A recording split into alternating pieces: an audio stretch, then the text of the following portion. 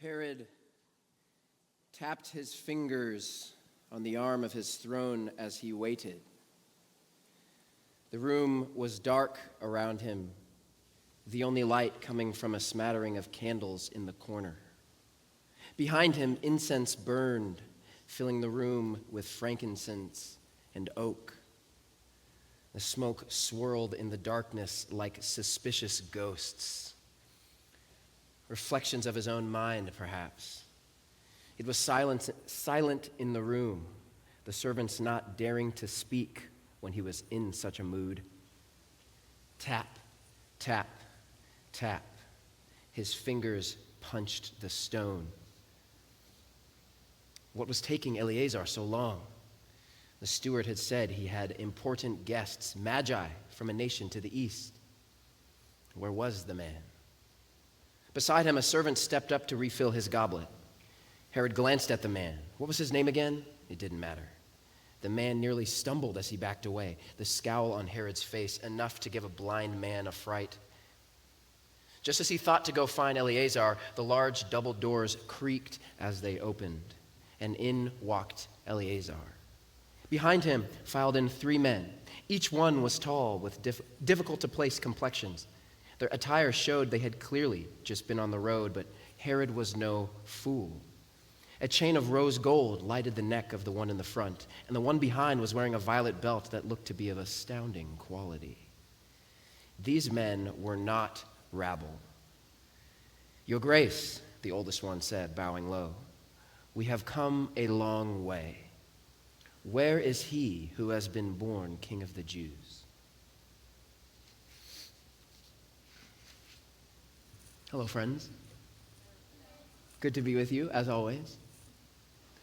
We find ourselves this Sabbath only 4.5 weeks away from Christmas, which is crazy, right? Time seems to fly. Feels like it was just January, and here we are. And so we embark today on a journey. Thousands of other gatherings of Jesus people have also embarked upon and are currently embarking upon. A word called Advent, which the screens are a little dark today. I may have to change my color of my title slide so you can read it. But the title of the series for the next few weeks is Dangerous Advent. Now, as Adventists, the word Advent is familiar to us, but because of our unique perspective, with Advent being about the end of time, we often don't, I think, associate it with Christmas. But some of us might be surprised to learn that the word Advent has been used for hundreds of years, all to refer to the 4 weeks leading up to Christmas. And so, over the next 4 weeks, we plan to journey together a little bit through the old familiar story that you've heard perhaps 1,000 times if you were born and raised in church, or if you're just coming for the first time, perhaps it would be the first time that you've heard the story. But it's a good one, and I think perhaps we may just see something new. So, let us pray as we dive in. God, guide us today. Build in us the humility and openness of the manger this morning. I like that old image of a simple animal food trough. Though it was so simple, it welcomed your Son with all of itself. Let our hearts be the same today. Amen. We're going to start off by reading a bit of the story so we know what we're talking about in Matthew chapter 2, verses 1 through 6. I'm reading from the ESV if you would like to join. Let's read together. Now, after Jesus was born in Bethlehem of Judea in the days of Herod the king, behold, wise men from the east came to Jerusalem, saying, "Where is he who has been born King of the Jews? For we saw his star when it rose and have come to worship him." When Herod the king heard this, he was troubled, and all Jerusalem with him. And assembling all the chief priests and the scribes and the people, he inquired of them where the Christ was to be born. They told him, "In Bethlehem of Judea, for so it is written by the prophet, 'And you, O Bethlehem, in the land of Judah, are by no means least among the rulers of Judah, for from you shall come a ruler who will shepherd my people Israel.'" So here we are, we find ourselves diving deep into the familiar story. A little later than usual, Jesus has already been born a little bit earlier in the story, where this part of the narrative picks up in Matthew chapter 2. The shepherds have already come to worship Jesus. The angels have made their announcement. And now, a star from the east finds 3 magi and leads them to King Herod. And upon reading it, I find myself asking just a bunch of questions. What is going on here in this story? Now, as you can tell, the story, it's not quite as cut and dry, perhaps, as the felt nativity scene that maybe you used as a kid would lead us to believe. I remember when I was a kid in church, my mom would let me use these felts, and back then, those little felts would stick to like the back of the church pew. So I would be in like the back of the church, and I'd have my little felts, and I would have David and his sling, and I'd have Goliath, and I would be doing my thing with the little felts back in the day. But in the felt story of the nativity, or perhaps in a nativity scene that you have in your home, or maybe it's been passed down in your family, we see everybody kind of there at the manger, right? We have the shepherds, and there's the angels, and the wise men, and everyone's gathered around.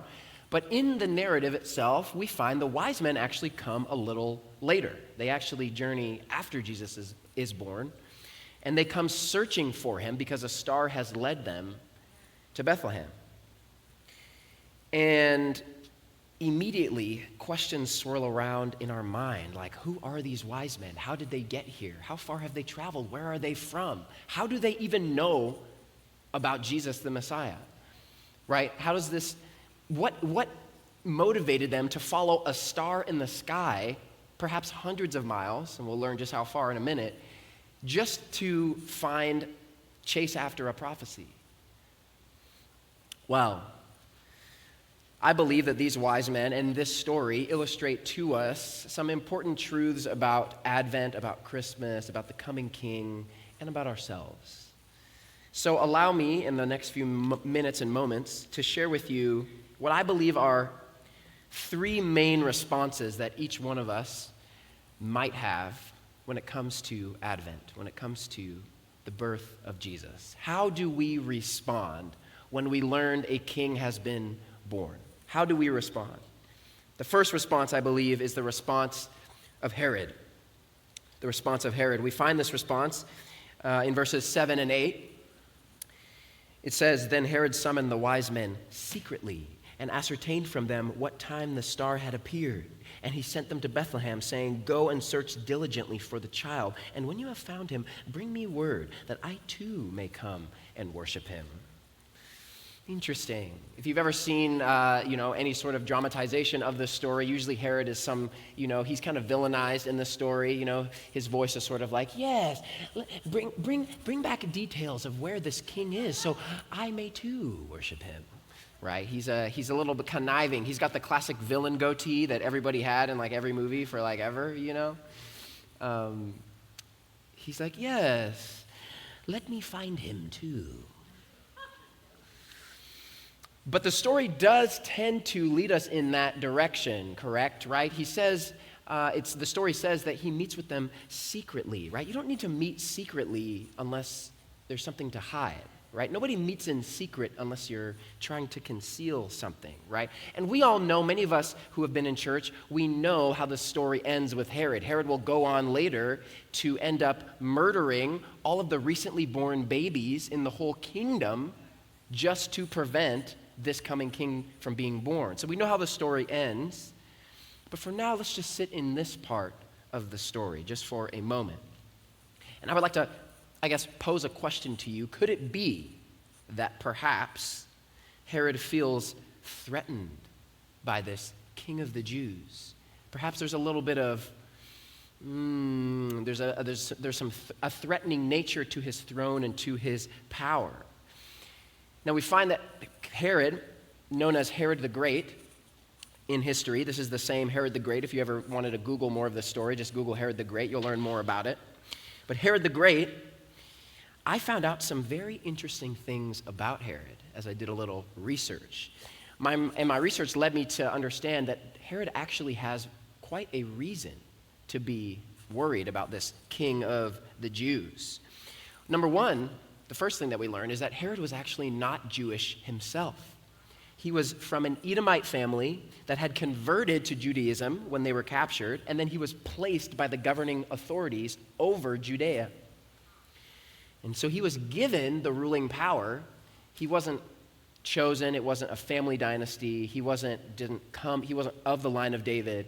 He was an outsider to the Jewish culture and community.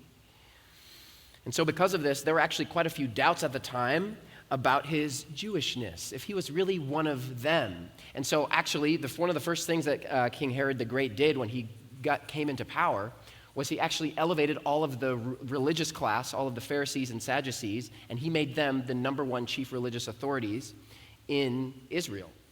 And so that's why later on when Jesus comes on the scene, you see the Pharisees, the Sadducees, they seem to have this elevated position. They seem to be moving in high circles. They seem to be friends with Herod Antipas, who is Herod the Great's son, the Herod that would go on, right, to confront Jesus, have the conversation. That this Herod is that Herod's father. And so we find that this Herod has quite a few reasons to be suspicious, to be worried about threats to his reign. Right? There are already whispers in the shadows about he was not truly a Jew. Now, from all accounts in history, he was a devout Jew, that he had converted truly, and it even seems from history that he took it seriously, that it was important to him. But it still seemed to not be enough. As we know, for the people of Israel at this time, ethnic purity was really important to them at the time. So there were quite a few doubts if he was really the king for them, or was he the king for their overlords, for their rulers. And so he meets with the wise men in secret. He says, hey, send out all the servants, send out any listening ears. Let me just meet with the wise men themselves. Hey, can you tell me where he is so I might also go worship him? Within Herod, we see what I believe is the first response. Might be a little dark on the screen. This week has taught me I need to change my colors. That's okay. We'll go with all white for next week, for the next coming weeks. But it looks so cool in red. Can't you see it in red? Doesn't it? You can't see it at all, Shirley? Oh, well, let me just take my word on faith. It looks pretty sick. I thought it looked pretty sick. But here we find King Herod's first response, which I believe is fear. And I believe this is a similar response that we also feel to the story of the coming King Jesus at Christmas time. Fear. Now, why fear? Well, clearly we see that Herod, he fears that this coming king will subvert his reign. It's interesting, the choice of words the Magi use when they meet with Herod. In fact, they say, hey, can you bring us to he who is called King of the Jews? And what's interesting is that King of the Jews was the exact title that Herod had been named when he was placed as the king. And so when they come to him and they say, hey, can you show us where the king is? Can you show us where the King of the Jews is?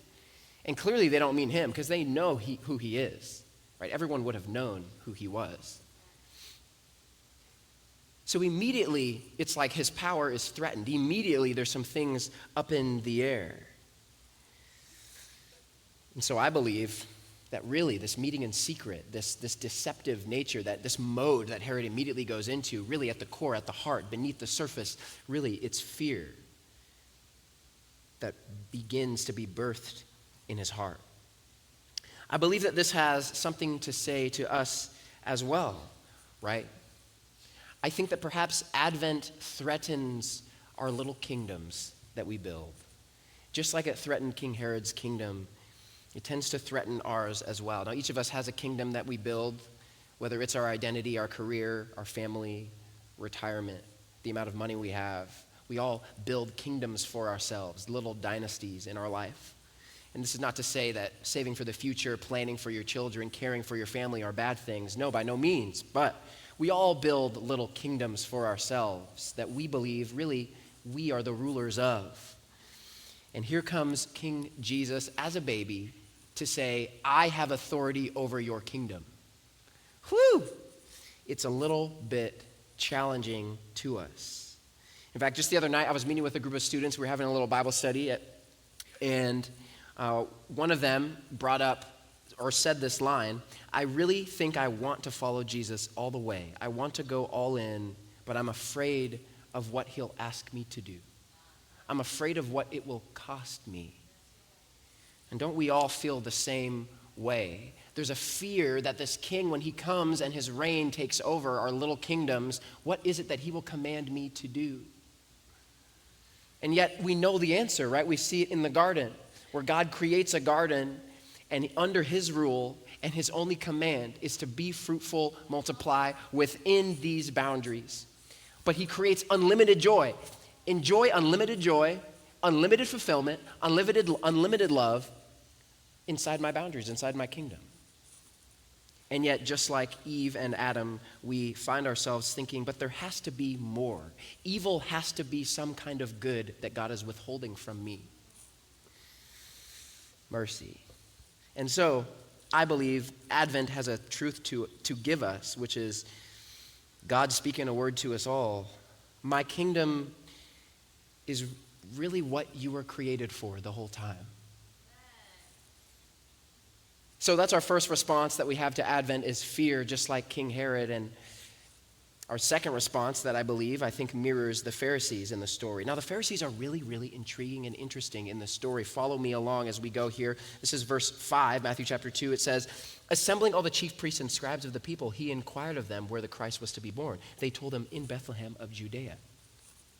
Interesting. So many questions right off the bat, right? Jesus is already born, and they seem to know about it. And yet, even though they know about it, they're not doing anything. He comes to the chief priests and he says, hey, do you know about this prophecy? Do you know about this scribe, this star in the east? And they're like, oh yeah, we know about it. Here's the prophecy right here. They can point to it in the scriptures. And so immediately in my mind, so many questions are swirling around. Like, we find no indication that they've done anything about it. Right? Why is Herod caught off guard further? Right? Like, shouldn't they have told him? Right? Messiah was like the main character, the whole hope of the Torah, right? Their whole religion is based on the coming of the Messiah. And yet they've never informed King Herod, hey, Messiah is coming, here's the prophecy, right? Why aren't they rushing to tell him? This is like after Jesus is born, because later on when the wise men will go to see Jesus, they find him in a house. He's a little bit older. He's not just a baby anymore. So some time has passed, at least some months, perhaps even a year. And yet the Pharisees have never come to him. The religious leaders have never come and they've said, hey, the Messiah was born. We need to get on board. We need to fight, right? I believe this. There's a deep truth, I think, here for us, especially as Advent people, right? Because the Jewish culture and family, they were a people of Advent, right? This was a people who were looking forward to the coming king. Might sound familiar to us, right? They were an Advent people. They had special revelation given just to them that told them special information about a coming king. Mercy.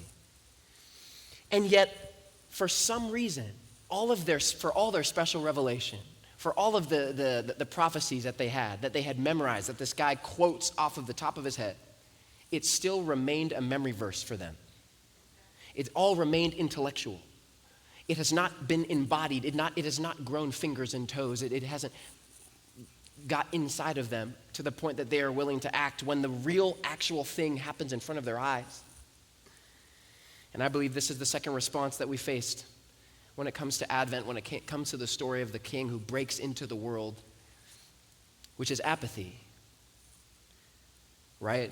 I think this has a deep truth to say to us, that we can become so inundated with Scripture being only intellectual head knowledge that it never moves our heart into action. It never changes us. It never morphs us. It never creates in us a tenderness, an expectation, a hunger for God. It just becomes this intellectual, a memory verse that I learned in 8th grade at some point. Jesus is coming soon. It just remains a title, Seventh-day Adventist. But it never gets into my heart. And I believe that there's a deep warning specifically for us, for Adventists. And don't get me wrong, your boy, I'm here. I'm an Adventist pastor, right? I went to seminary, and I'm here. I sought after a pastoral position because I believe that Jesus is coming soon. I believe in the beauty that we have to offer. But I believe it gives us a deep warning that Advent people are more susceptible to apathy than others. And what's the reason? The reason is because we think we already know. There's a good quote by author Richard Rohr where he says, Christians are harder to transform than anyone else because they think they don't need to be. Mercy. So I think we need to be cautious a little bit that our Advent message does not remain up here, but makes it deep down into the boom boom places of the world. The third lesson that we learn from the story is from the wise men. And I think this is our third response to the Advent story. The text tells us wise men from the east came to Jerusalem. Now we know from historical context that these wise men were probably from Persia, and they had probably traveled a really, really long distance. I did a little Google Mapsing this week, and I found that they would have had to have traveled 21 days if they were traveling on foot. Perhaps they had a donkey, a mule, maybe a horse, maybe they had a caravan because they seemed to be wealthy. So perhaps they had some camels or some mules, so maybe a little faster. But even so, that's a better part of a month they traveled from Persia to Israel, all following this star. Which is crazy, right? These guys left their homes, their lives, their nation, all chasing a star based off of a prophecy, right? This is wild. This is insane. Like, how many of us, if we saw a star in the heavens that was sort of a new star, we're like, oh, that's a new star. It's kind of right next to Saturn. Let me just follow it for a month and see where it leads me, right? With no idea of where it would end up. With absolutely no, right? Like Abraham of old, chasing after this thing, not knowing where it would end. What incredible faith and curiosity and a heart that's open to where God is leading. I'm a little bit wowed by it. I'm a little bit taken aback because there's just such an openness to where God is taking, even if it's taking you unfamiliar, even if it was taking them somewhere that they did not recognize, there was a willingness and a hunger to witness what God is doing in the world. I think it leads us to our third response, which is curiosity. Curiosity. I think we see a deep, just whimsical, little silly, fun curiosity inside these wise men. Like how silly that they would just leave their whole life and chase after a star and not know where it would lead. And yet they did. There's a silliness, but beneath the silliness, there's like a deep commitment and a deep rootedness and a hunger to see what God is doing. And I think it reveals two things to us. Number one, sometimes God is using those outside the community of faith, or who we would perceive as outside the community of the faith, to teach us new things about himself. Whew. I think this is hard for us, especially because we believe we have the monopoly on divine revelation. Right? So easy to believe that God has only spoken to me, that God has only spoken to us, that God has only spoken to this community, especially in a community that hails and says that we have a specific person with a prophetic gift who God spoke to. And don't get me wrong, I believe that Ellen White had a prophetic gift, and she has beautiful things that she wrote. But it comes especially as a hard word to us when we believe we have specific divine revelation. Then it becomes harder for us to see those who are outside the community as also having access to God's divine revelation. Right? This is the whole story of the Bible, right? Abraham was not an Adventist when God came and spoke to him and encountered him for the first time. Right? God comes and speaks to those on the outside. In fact, if you look in the Hebrew, in the Old Testament, through the story of Abraham consistently throughout almost his entire life, he refers to God as El. What's interesting about El is El was the name of a Babylonian god. He was the head of the Babylonian pantheon. He was a Canaanite god who was actually the father of Baal in their pantheon, in their system. So for most of Abraham's life, he did not even know that God was Yahweh. It's only throughout later in his life as God begins to show him that he's actually different, right? We have the sacrifice of Isaac incident where God begins to show Abraham, I'm actually different. I don't require child sacrifice. He shows him that there's a difference. Then he encounters Melchizedek and he begins to see, right, that there's a difference here. But for most of his life, Abraham didn't even know that this was a different God than the gods that he had already been worshiping. Kind of blew my mind when I learned that. So this reveals to us, man, sometimes God be using people outside of our community of faith, or people that we would perceive as outside sometimes, to teach us things about himself. This is tough because we really want to be the ones who know all of it. Because it feels so good. It feels so good to be right. It feels so good to know all of it, to have all the information. When someone comes to you and you know about something, and they come to you and like, hey, how do I do this? And you're just like, oh, well, you just do this and you do that and you do this. And they're just like, oh, wow, you're so knowledgeable. And you're like, no, it's nothing. But deep down in your heart, you're just like, yeah, I'm the best. Am I better than everyone? Right? There's like a little thing in the heart. It feels so good, right? There's such a good feeling. And when someone on the outside comes and they have new knowledge that perhaps you didn't know about, they're like, hey, have you tried doing it like this? And you're just like, no, that'll never work. Have you ever had that happen? And then you try it and you're just like, oh, snap, that actually worked. It's actually better than my way. It's kind of humbling, right? So, man, it just goes to show us, man, God is working outside of our community. And if we want to find if this is true, we have to look no further than the words of Jesus himself, right? What did he say? John chapter 10, he said, I have other sheep that are not of this fold, that you know not of. Ooh, I have other sheep that are not of this fold. You don't know about them. I have them on other missions doing other things. You don't know about them. They're not part of what's going on here, but I know about them because it's my mission. It's not your mission. It's mine. Mercy. This leads us to learn about a phrase that I think is important for us to know. It's called the Missio Dei. This is a Latin phrase that's been used in Christian theology for a number of years, and really all it means in Latin is the mission of God. And what it refers to is God's mission in the world. It's the idea that God and the Bible is a testament to the fact that God began a mission to redeem and restore the entire world. That God is actually on his own, without anyone prompting him. He's on his own mission to save you and to save me, to redeem the whole world, to bring everything back into shalom. And he's doing this on his own, of his own accord, with his own agency, and he invites us to participate in that mission that he's already doing. Moltmann says it this way. He says, it is not the church that has a mission of salvation to fulfill in the world. It's the mission of the Son and the Spirit through the Father that includes the church. Amen. So God includes us purely by grace, purely by mercy. And he includes us in his mission. He says, I'm already doing this thing, but I want you to be a part of it. So I'm going to close with, I think, three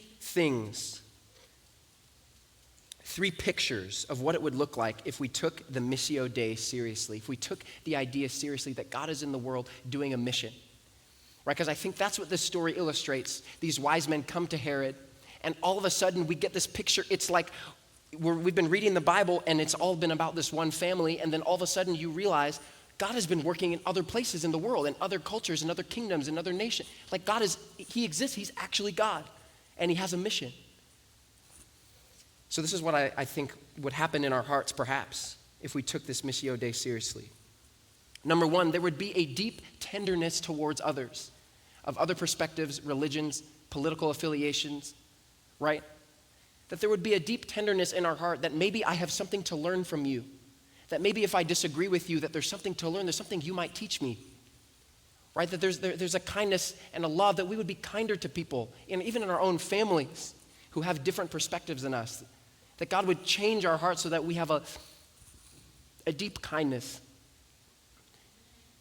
And number two, that there would be a holy curiosity, right, in the way we interact with others. What's a holy curiosity, right? This is a curiosity that remembers every person is sacred. Every person is created in the image of God. And that there's this like a holy willingness to be curious, to ask questions instead of just all of a sudden thinking of what's the thing that I can say next that will prove to them that they're wrong, that I'm right. No, it's instead, man, interesting. Wow, how did you come to that perspective? I'm curious what led you along your journey to see it that way. I'm curious what happened in your life. How did you get there? Right? There would be a holy curiosity, kind of a whimsical childlikeness where you're just like, wow, interesting. Can you just tell me more? Wow, how does Hinduism affect your life? What have you learned from that? How interesting, right? We're still staying true to the story of Jesus. This isn't an importing of mysticism or other religious practices, but there is a curiosity that seeks to understand, right?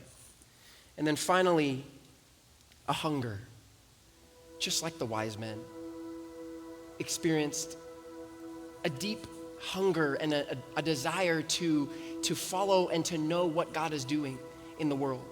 That we too would have the same hunger, that we would have not only a hunger for God, right? This hunger that caused them to travel over 21 days if they traveled on foot or by camel, right? The better part of a month chasing after what God was doing in the world. But there would be a hunger just to look and like looking and seeing in the world, God, what are you doing? Where are you? Where are you in the world? Where are you doing in your mission? Because sometimes I think we have a tendency to view ourselves as the hero.